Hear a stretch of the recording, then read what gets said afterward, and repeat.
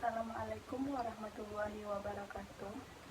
Perkenalkan, nama saya Elsa Novianti dengan NIM 1816050052. Di sini saya akan membahas 5 pokok pembahasan. Yang pertama yaitu definisi kebijakan moneter. Kebijakan moneter adalah kebijakan otoritas moneter atau bank sentral dalam bentuk pengendalian besaran moneter yang berupa uang beredar, uang primer, kredit perbankan, atau suku bunga untuk mengatur stabilitas ekonomi makro. Kebijakan ekonomi makro bertujuan untuk menjaga stabilitas ekonomi dengan tingkat pertumbuhan ekonomi yang berkesinambungan. Pada poin kedua, saya akan membahas tentang kebijakan moneter dan perekonomian terbuka. Yang pertama yaitu keterbukaan suatu ekonomi negara memiliki konsekuensi terhadap perencanaan dan pelaksanaan kebijakan moneter. Yang kedua, transaksi kebijakan moneter yang dilakukan oleh suatu negara mempengaruhi arus dana luar negeri sehingga pada gilirannya akan mempengaruhi jumlah uang beredar dalam suatu perekonomian. Yang ketiga yaitu konsep trilema kebijakan yang menjelaskan bahwa suatu negara diharuskan untuk memilih salah satu sisi dari segitiga kebijakan perekonomian tersebut. Kebijakan tersebut antara lain pengelolaan nilai tukar, keluasan arus modal, dan otonomi kebijakan moneter. Pada poin ketiga, saya akan membahas tentang kebijakan moneter dan siklus bisnis. Yang pertama yaitu pola kebijakan moneter. Pola kebijakan moneter terbagi atas dua. Yang pertama yaitu kebijakan moneter ekspansif, yaitu kebijakan yang dilakukan untuk mendorong pemulihan perekonomian saat terjadinya resesi. Selanjutnya yang kedua yaitu pola kebijakan kontraktif, yaitu pola kebijakan yang dilakukan untuk menjaga perekonomian agar tidak memanas. Selanjutnya arah kebijakan moneter. Arah kebijakan moneter terbagi atas dua macam, yaitu yang pertama accommodative monetary policy, yaitu arah kebijakan moneter yang mengakomodasi fluktuasi perekonomian. Selanjutnya yang kedua yaitu counter cyclical monetary policy, yaitu arah kebijakan moneter yang cenderung bersifat memperluas perkembangan perekonomian. Poin yang keempat yaitu penentuan respon kebijakan moneter. Yang pertama yaitu rule based policy, yaitu penentuan kebijakan yang dilakukan dengan merespon kondisi saat ini. Yang kedua yaitu distraction based policy, yaitu penentuan kebijakan yang dilakukan dengan mengevaluasi dari waktu ke waktu dan mempertimbangkan keadaan yang berlangsung saat ini. Poin yang terakhir atau yang kelima yaitu tujuan dari kebijakan moneter. Yang pertama ada yang namanya single objective atau satu tujuan, yaitu memelihara dan menjaga stabilitas harga. Yang kedua yaitu multi objective atau beberapa tujuan, yaitu menjaga stabilitas harga, nilai tukar rupiah, dan pertumbuhan ekonomi. Sekian dari saya. Assalamualaikum warahmatullahi wabarakatuh. Baiklah, materi yang kedua itunya tentang tujuan dari kebijakan moneter. Yang mana tujuan dari kebijakan moneter ini yang pertama itunya mengedarkan mata uang sebagai alat pertukaran dalam setiap kegiatan perekonomian. Yang kedua, mempertahankan keseimbangan antara likuiditas perekonomian dan stabilitas harga. Yang ketiga itu distribusi likuiditas yang optimal dalam rangka mempertahankan perekonomian. Yang keempat itu menjaga keutuhan atau kestabilan dari ekonomi. Yang kelima, menjaga kestabilan harga. Yang keenam itu meningkatkan kesempatan kerja. Kemudian materi yang kedua itunya tentang instrumen dari kebijakan moneter, yang mana terdapat 5 poin dalam instrumen kebijakan moneter ini. Yang pertama itunya tentang operasi pasar terbuka atau OPT, yang mana operasi pasar terbuka ini adalah instrumen dari kebijakan moneter yang diambil oleh bank sentral dengan menambah atau mengurangi jumlah uang yang beredar pada masyarakat. Yang kedua itunya kebijakan diskonto, yang mana kebijakan diskonto ini merupakan instrumen dari kebijakan moneter yang diterapkan oleh bank sentral dengan cara menaikkan dorongan moral. Kemudian materi yang ketiga itunya tentang sasaran operasional kebijakan moneter, dalam rangka mencapai sasaran akhir dari kebijakan moneter, Bank Indonesia menerapkan kerangka kebijakan moneter melalui pengendalian suku bunga. Itunya mulai tanggal 9 Juni 2008, Bank Indonesia menggunakan suku bunga pasar uang antara bank atau yang disingkat dengan PUAB sebagai sasaran akhir dari operasional dari kebijakan moneter. Kemudian materi yang keempat, itunya mekanisme transmisi kebijakan moneter. Pada dasarnya, mekanisme transmisi kebijakan moneter ini menggambarkan bagaimana kebijakan moneter yang ditempuh oleh Bank Sentral mempengaruhi berbagai aktivitas ekonomi dan keuangan, sehingga pada akhirnya dapat tercapai tujuan yang ditetapkan oleh Bank Sentral tersebut. Kemudian itunya dampak dari kebijakan moneter. Yang pertama itunya dampak jangka pendeknya. Itunya adanya kekompleksitasan yang secara umum jika harga. Assalamualaikum warahmatullahi wabarakatuh. Baiklah, saya Lilia Sapti akan menjelaskan materi mengenai tipe target inflasi dalam ITF, yang mana tipe target inflasi dalam ITF itu terdiri dari 3 tipe target inflasi. Yang pertama adanya point target, yang kedua ada point target with tolerance band, dan yang ketiga ada target range. Untuk dari 3 tipe target inflasi tersebut, Bank Sentral harus melakukan penetapan target dengan memilih salah satu dari 3 tipe target inflasi tersebut. Dan saya juga akan menjelaskan materi mengenai model teoritis analisis ITF.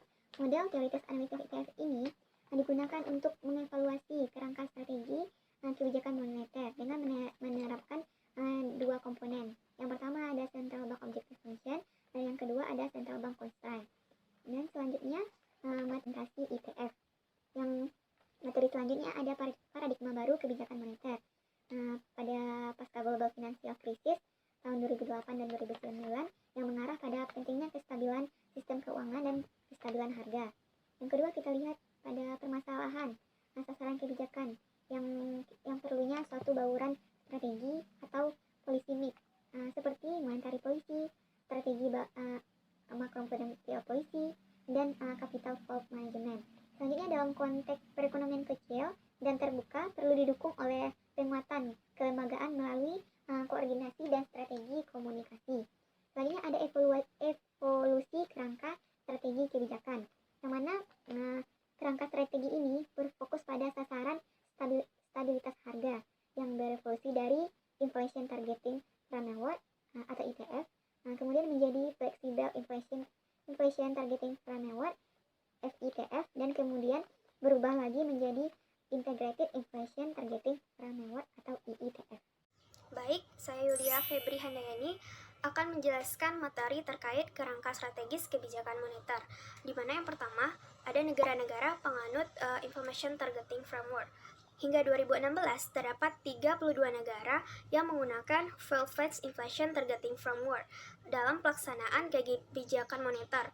Di antaranya yaitu ada negara Selandia Baru, Kanada, Brazil, Thailand, bahkan Indonesia pun, dan negara-negara lainnya yang menerapkan ITF sebagai kerangka strategis kebijakan moneter. Selanjutnya, prinsip dari pelaksanaan Inflation Targeting Framework ini, yang pertama itu ada institutional commitment, di mana memiliki sasaran utama yaitu sasaran inflasi yang dijadikan sebagai prioritas pencapaian dan acuan kebijakan moneter. Yang kedua, ada public announcement, di mana pengumuman dilakukan kepada publik dengan mempertimbangkan azas antisipatif. Yang ketiga, ada information inclusive approach, di mana pendekatan inklusif dilakukan dalam proses perumusan dengan mendasarkan pada suatu aturan, namun cukup fleksibel dalam operasionalnya. Yang keempat, good governance, di mana sesuai dengan prinsip-prinsip tata kelola, yaitu memiliki tujuan yang jelas, transparan, fleksibel, dan akuntabel. Selanjutnya, karakteristik dari Information Targeting Framework. Yang pertama itu ada kestabilan harga sebagai tujuan utama dari kebijakan moneter. Selanjutnya, diumumkannya target inflasi, adanya target inflasi jangka menengah, adanya komunikasi intensif dengan publik, kemudian publikasi perkiraan inflasi, dan penggunaan instrumen secara independen. Selanjutnya, tingkat inflasi pasca ITF negara maju.